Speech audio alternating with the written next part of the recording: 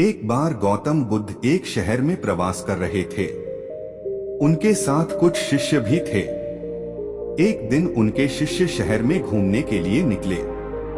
वे शहर में घूम ही रहे थे कि तभी शहर के कुछ लोगों ने उन्हें अपशब्द कहे। उनके बुरे शब्दों को सुनकर शिष्यों को बहुत बुरा लगा और वे वापस लौट गए।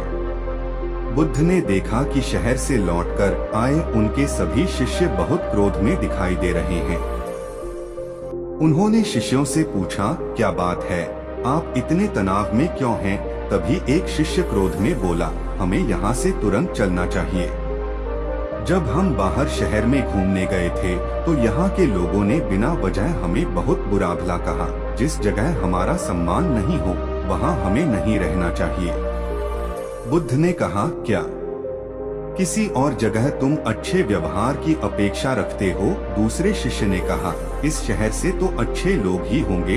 तब गौतम बुद्ध बोले, किसी जगह को सिर्फ इसलिए छोड़ देना ठीक नहीं कि वहाँ के लोग बुरा व्यवहार करते हैं।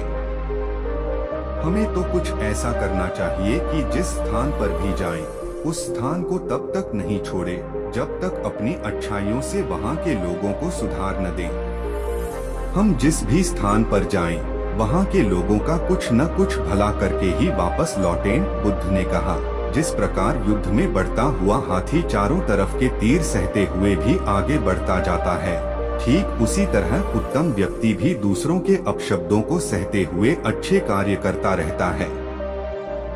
खुद को वश में करने वाले प्राणी से उत्तम कोई और नहीं हो सकता। बुद्ध की बात शिष्यों को अच्छी तरह से समझ में आ गई और उन्होंने वहां से जाने का इरादा त्याग दिया।